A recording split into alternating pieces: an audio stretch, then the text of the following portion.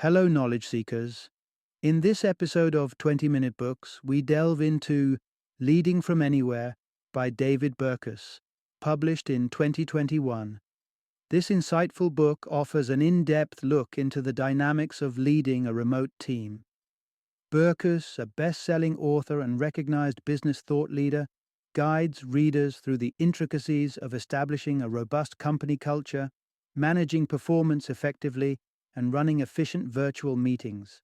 The book also explores best practices for providing feedback to team members and presents a compelling argument in favor of remote work. Leading from Anywhere is an essential resource for CEOs, team leaders, and anyone experiencing challenges in remote work settings. It's also invaluable for those contemplating starting or transitioning to a remote business. With his extensive experience and accolades, including recognition from Thinkers 50 and collaborations with top organizations like Google and Fidelity, David Burkus equips leaders with the tools needed to succeed in the modern digital workplace. Tune into this episode for strategic advice and practical tips to enhance your leadership skills and make the most of remote work opportunities.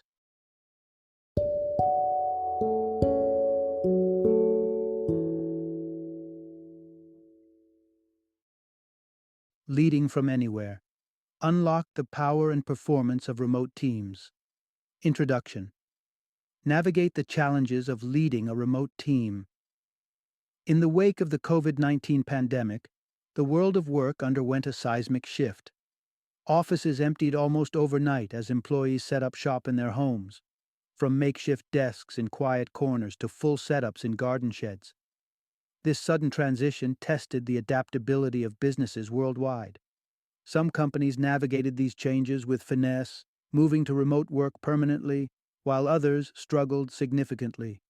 This chapter guides you through effective leadership, collaboration, and performance evaluation tailored for the remote working era.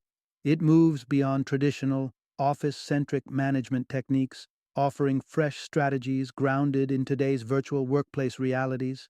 Remote work isn't merely a band-aid for pandemic times. It represents a fundamental shift in how we define the workplace. Through this exploration, you will discover why some technology leaders in the early 2000s were initially skeptical about remote work, how fostering respect within a team can improve workplace dynamics, and the crucial differences between asynchronous and synchronous communication. Explore these insights to master the art of leading from anywhere. Part 1. Unite your remote team with understanding and a common purpose. As the coronavirus pandemic abruptly spread across the globe, businesses of every stripe found themselves in uncharted territory. Offices shuttered almost overnight, sparking a rush to mobilize remote workforces. The sudden shift from physical to virtual offices created chaotic upheavals, but it also offered opportunities for innovation and growth. Among those who thrived was Innovative Fitness, a company specializing in elite personal training that successfully pivoted to online sessions, even expanding its clientele during this period. Successful remote teams, such as those at Innovative Fitness, exhibited two pivotal qualities: a deep understanding of individual team member needs and a strong, unifying company purpose. Here's the pivotal insight. A profound understanding and shared purpose are the glue that holds a remote team together. Top-performing teams possess an intricate knowledge of each member's skills, habits, and personal working contexts. They leverage this understanding to assign roles that align with individual strengths and preferences, ensuring that tasks are not only delegated effectively, but are also fulfilled with greater satisfaction and efficiency. Moreover, these teams go beyond recognizing obvious differences, such as cultural backgrounds and time zones. They extend their empathy to less visible aspects of remote work, like childcare responsibilities or home routines that differ from those in a traditional office setting. Acknowledging and accommodating these personal dynamics fosters a healthier, more collaborative remote working environment. Alongside this deep individual understanding, high-achieving teams are driven by a compelling, collective purpose. This shared mission not only cements the team's cohesion, but also boosts motivation. particularly through the challenging stretches of remote work during a pandemic. People inherently desire to be part of something greater than themselves, beyond mere profit generation. They wish to contribute to solving meaningful problems or advancing significant causes. This brings us to the essential question every team leader should pose. What are we collectively fighting for? Typically, there are three kinds of rallying calls in this realm. The revolutionary fight aims to disrupt the status quo, either within an industry or society at large. The underdog fight focuses on challenging and outmaneuvering major industry players by innovating superior solutions. Lastly, the ally fight centers on advocating for and supporting customers and stakeholders. Identifying and embracing one of these fights can profoundly strengthen a remote team, knitting members together with a sense of purpose that resonates through their daily tasks and long-term objectives. Part 2. Cultivating a culture of trust and respect in remote teams. When Frank van Massenhove took charge of the Belgian Ministry of Social Security, he was confronted with a dreary bureaucratic nightmare filled with disengaged civil servants. Under his leadership, however, the organization underwent a remarkable transformation. It emerged as a vibrant workplace characterized by strong team spirit and an open, collaborative environment. Massenhove's strategy was straightforward but revolutionary. He empowered his team by giving them the autonomy to set their own schedules and to work from wherever they chose.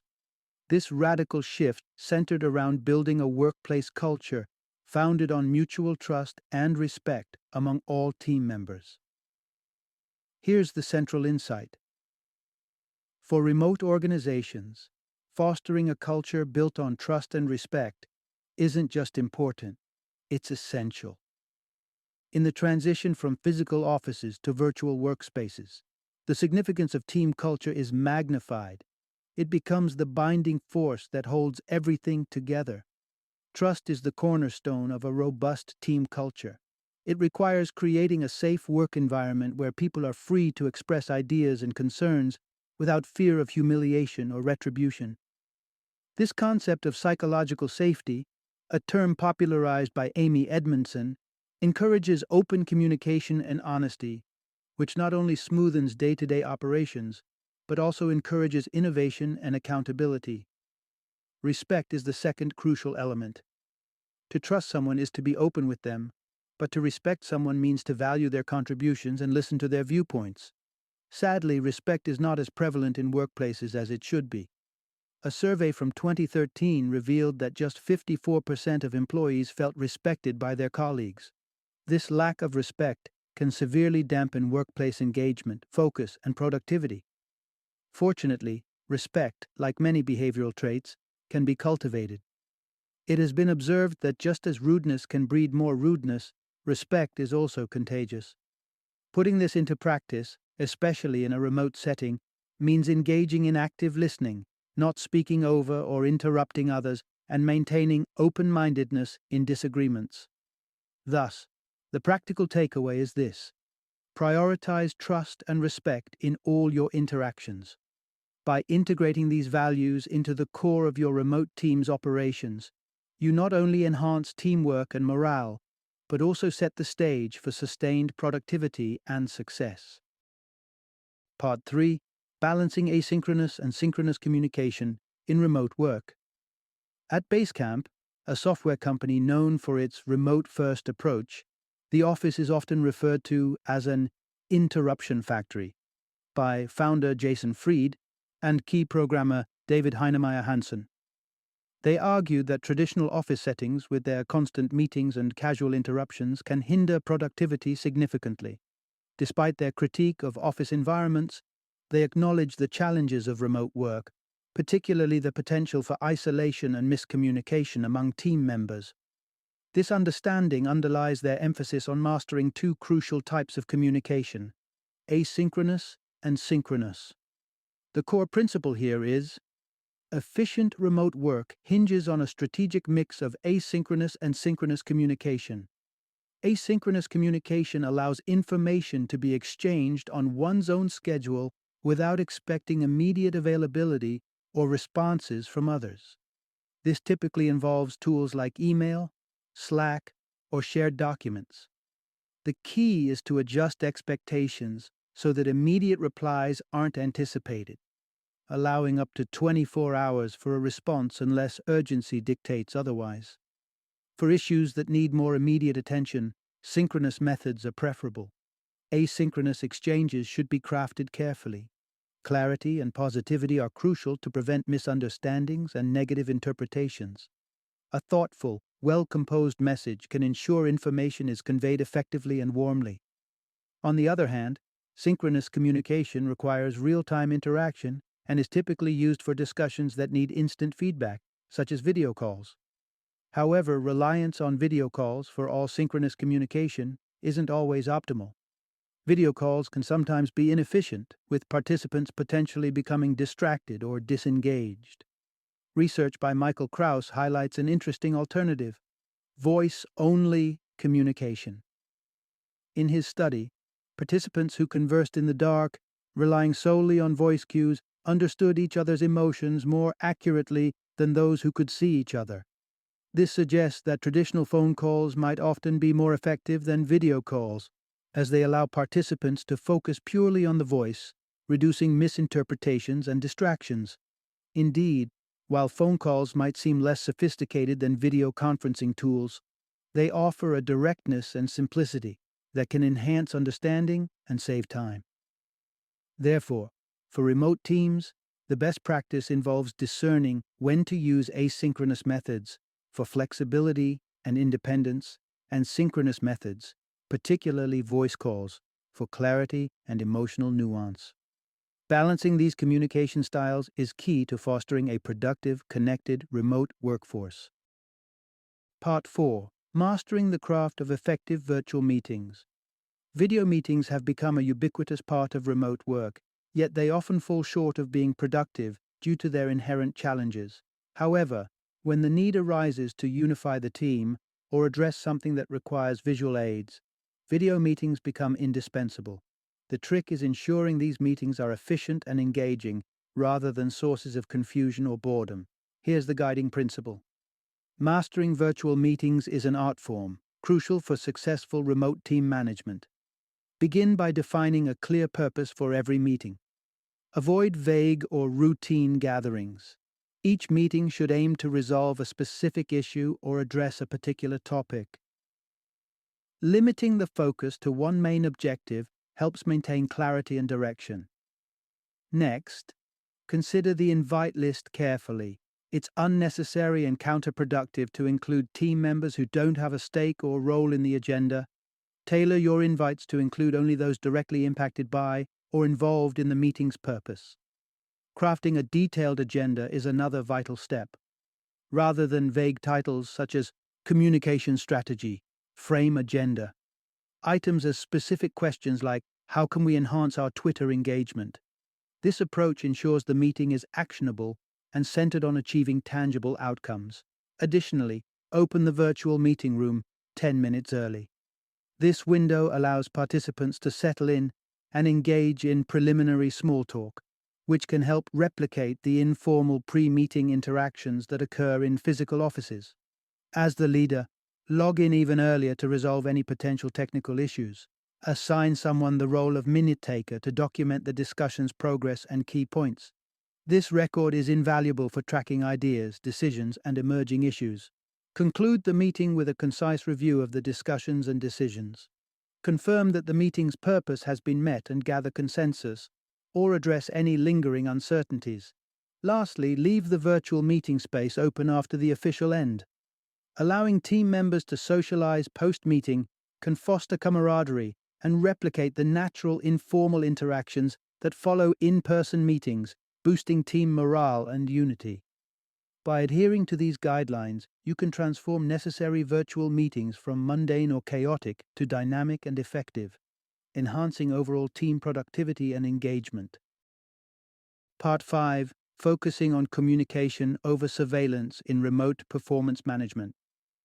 As businesses rushed to set up remote workplaces during the pandemic, Many faced uncertainties about maintaining employee discipline without physical oversight. In response, some opted for surveillance tools to monitor online activity and screen time, believing that close monitoring was the solution to maintaining productivity. However, this approach often backfired, undermining trust and motivation among teams. Constant surveillance sent a clear yet troubling message. The organization might not trust its employees to work diligently without oversight. This hardly encourages a culture of mutual respect or commitment. Therefore, the essential message here is that effective performance management hinges on communication rather than surveillance and control. Leaders seeking to enhance team performance should start by setting clear objectives. Granting autonomy does not mean abandoning support. Regular check-ins should be scheduled to discuss progress, address challenges, and reinforce goals, maintaining a balance between independence and guidance. During these check-ins, offer continuous feedback. This involves specific detailed comments on what has been observed concerning an employee's work and progress. If performance issues arise, it's crucial to first determine whether these are due to individual shortcomings or broader systemic problems. Often, the root causes are linked to the system or processes, which leaders can help resolve. However, if the issue is indeed with an individual, address the matter by focusing on the impact of the employee's actions. Discuss how their performance affects the team, customers, or stakeholders. This approach not only makes the issue tangible, but also avoids making the conversation overly defensive. It's important to clarify why their role is significant and where improvements are needed. Furthermore, when giving feedback, ensure it's a two-way dialogue. Listen to the employee's perspective to understand their challenges and frustrations. Integrating their viewpoints into the solution fosters greater engagement and ownership over the outcomes. In summary, managing performance in a remote setting is less about exerting control and more about fostering an environment of open, constructive communication. This strategy not only boosts productivity, but also builds a workplace culture rooted in trust and mutual respect, key factors in any successful remote team. Part 6. The enduring journey and contemporary challenges of remote work. Remote work might seem like a modern invention, particularly highlighted by the recent pandemic, but its roots extend deep into history. The concept of working away from a central organization is far from new, tracing back to ancient times. Roman administrators and British imperial agents are prime examples, operating far from their capitals and managing affairs across vast territories. The contemporary understanding of remote working, however, started shaping in the latter half of the 20th century, influenced significantly by advancements in technology. Despite its deep historical roots and apparent benefits, remote work has faced consistent resistance over the years. Here's the core message. Remote work has an extensive history, but has faced modern-day hurdles. The idea gained renewed interest in 1973 when Jack Nils introduced the concept in The Telecommunications Transportation Trade-off, suggesting that remote work could alleviate urban congestion. Later, in 1989, Charles Handy predicted that mobile technologies would render large office spaces obsolete, envisioning a future where anyone could work from anywhere as long as they had the right tools. Despite these predictions, the rise of remote work in the late 20th century, especially among tech firms, met significant resistance in the early 2000s. Leaders like Marissa Mayer at Yahoo and other tech giants reversed remote working policies, insisting that creativity and collaboration could only happen through physical proximity. However, a pivotal study conducted by Stanford economist Nicholas Bloom in 2014 brought scientific evidence to the debate. Bloom's experiment with the online travel company Ctrip showed remarkable findings. Remote workers not only performed better but also took fewer breaks and sick days, and they had a significantly lower turnover rate. They effectively worked an extra day per week compared to their office-going peers.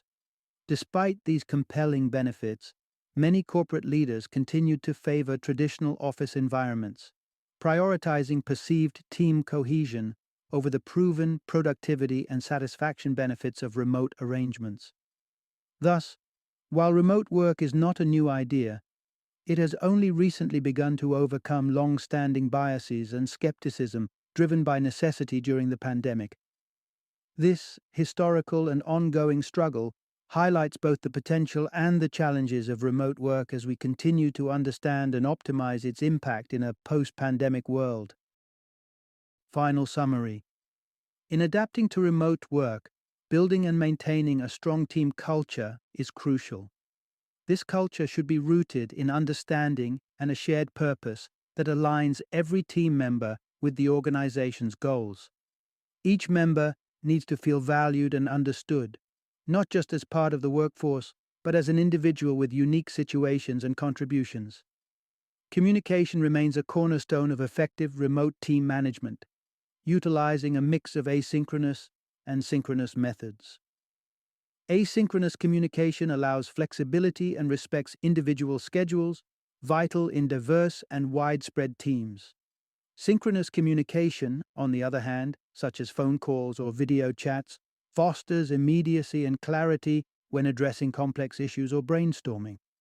Despite the convenience of video calls, they can sometimes detract from the effectiveness of communication. Simple rules can make these interactions more productive. Having a clear agenda, inviting only essential personnel, and allowing time for informal catch-ups before diving into the main topics. Feedback is pivotal in a remote setting, focusing on the impact of actions rather than personal criticism.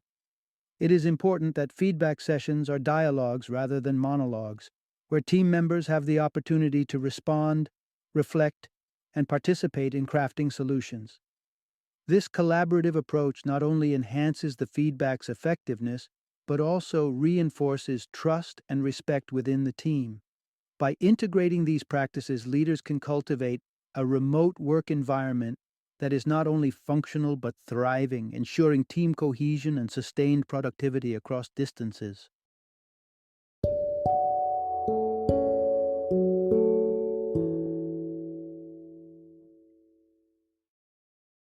Thank you for joining me today on this journey of learning and discovery as we explored the insights of another thought-provoking book in our growing library of knowledge. If you've enjoyed our time together, please take a moment to follow our podcast, give us a 5-star rating, and share 20-minute books with other knowledge seekers. Your support truly means a lot. Don't forget to join me again in the next episode, where we will delve into another enriching book. Until then, happy reading and happy listening.